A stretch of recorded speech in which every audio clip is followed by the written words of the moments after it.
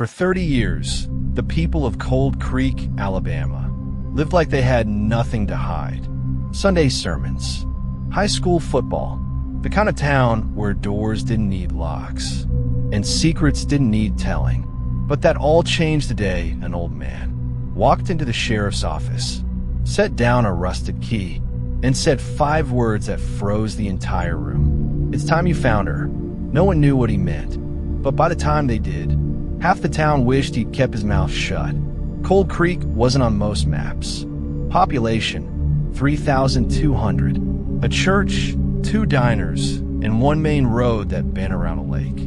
If you drove too fast, you'd miss it. But to the people who lived there, it was paradise. The kind of place where everyone waved, and gossip traveled faster than wind. And like every small town, Cold Creek had stories. Old ones whispered in bars or behind gas stations about a girl who vanished in 1992.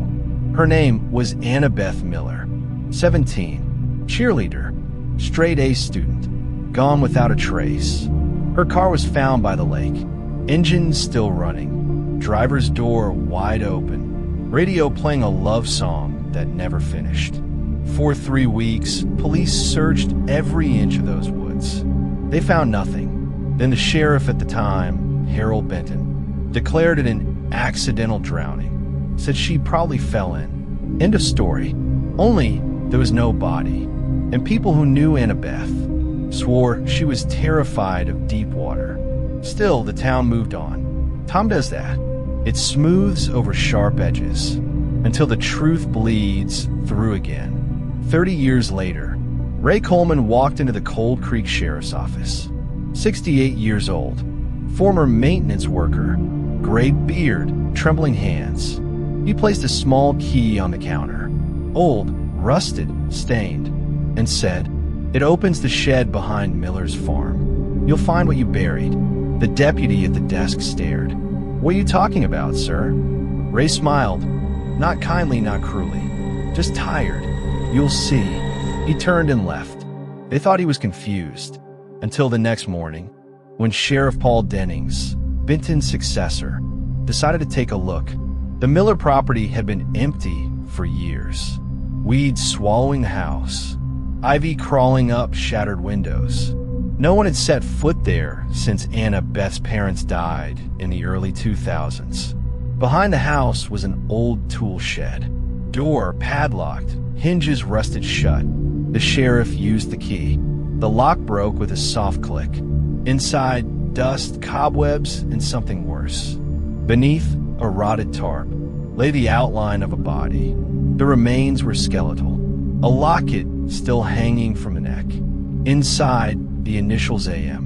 They found Anna Beth Miller. After 30 years, the lake hadn't taken her. The town had. By evening, the story spread like wildfire. Cold Creek was on every channel. Remains of teen missing since 1992 found on family property. Reporters flooded in. Cameras outside the sheriff's office. Microphones shoved into faces. But the question everyone asked was the same. Who buried her? Sheriff Dennings reopened the case. And the first person he wanted to talk to was the man who brought the key, Ray Coleman. Except when deputies went to his house. They found the door open, the TV still on, and Ray, dead in his armchair.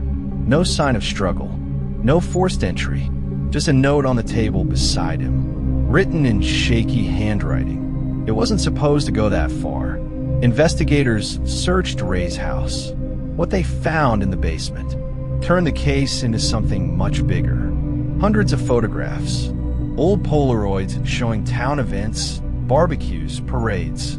But one box was labeled Creek Club. Inside were pictures no one expected. Young men in Letterman jackets, girls from the cheer squad, and one photo that made every detective's stomach drop. Anna Beth, smiling, standing in the middle of the group, next to Sheriff Harold Benton himself.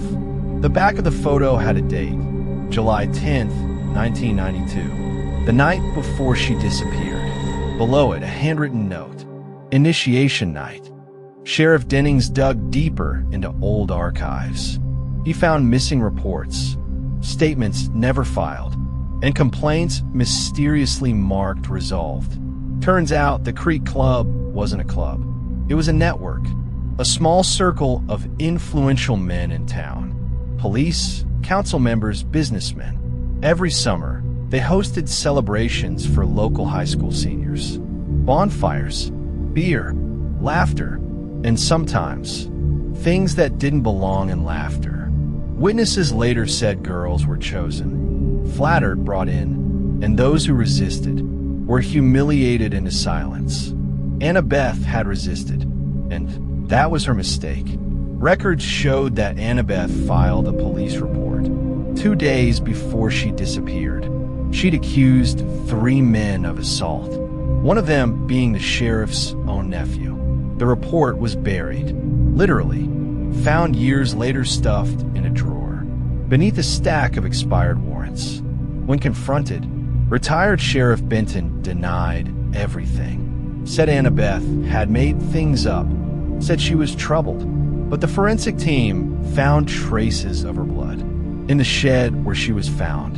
In her car, the one by the lake, it had been towed that same night by a company owned by Benton's brother-in-law. Everything had been staged. The lake, the car, the lie. As the investigation grew, so did the fear. Old residents stopped talking. Bars emptied early. People who'd lived there for decades suddenly moved away. Detectives began receiving anonymous calls. Hang-ups, muffled voices, warnings. One said, "You don't dig in Cold Creek. You drown in it." But one voice didn't hang up. A woman in her 40s called and whispered. I was there that night. Her name was Sharon Dobbins. She'd been a waitress at the diner in 1992. She said Anna Beth had come in crying, bruised, terrified, begging to use the phone. Sharon handed it to her. Anna Beth called someone. Sharon only remembered 2 words she said. "He knows." Minutes later, a truck pulled up outside. Anna Beth froze, said, "I have to go," and walked out into the night. That was the last time anyone saw her alive. Detective Dennings' team searched Ray Coleman's property again. In an old toolbox, they found a single piece of paper. Names written in faded ink. 10 names, all men, half still living in Cold Creek. At the top of the list, Benton. Below that, Coleman. Ray had been one of them. He'd helped bury the truth. And a girl. That's why he brought the key. That's why he said, "It's time you found her." It wasn't a confession. It was redemption. But it was too late. When the state launched an inquiry, half the town turned against itself. Old alliances shattered. People who once shared church pews now crossed the street to avoid each other. 3 of the men on that list died suddenly. 2 heart attacks, 1 car crash. No foul play, officially, but the coroner's reports hinted otherwise. Harold Benton, the retired sheriff, refused to testify. He was found dead 2 days before the grand jury hearing. Gunshot wound to the head. No suicide note. The official record lists it as self-inflicted. But the angle of the wound and the missing gunpowder residue told a different story. With most suspects dead, the case was on the verge of collapse. Then came a final lead. A construction crew clearing land behind the old Miller farm unearthed a metal lockbox. Inside were VHS tapes, labeled only with numbers, 1 through 7. The footage was grainy, but what it showed confirmed the town's darkest whispers.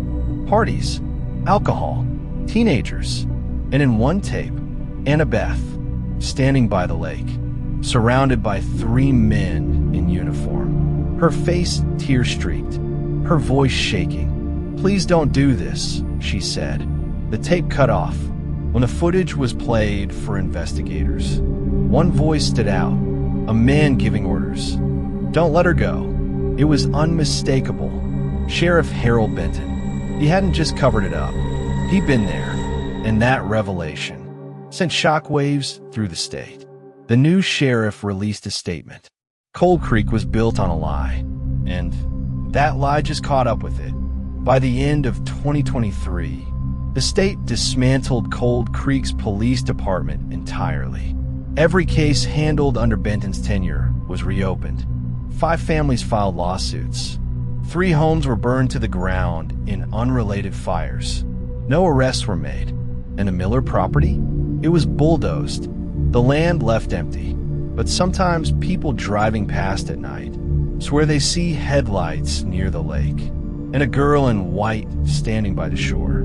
Locals say it's Anna Beth, still waiting for someone to tell the whole story. In late 2024, a letter arrived at the state attorney's office. No return address, no signature. Inside were 3 words, written in trembling script. She forgave us.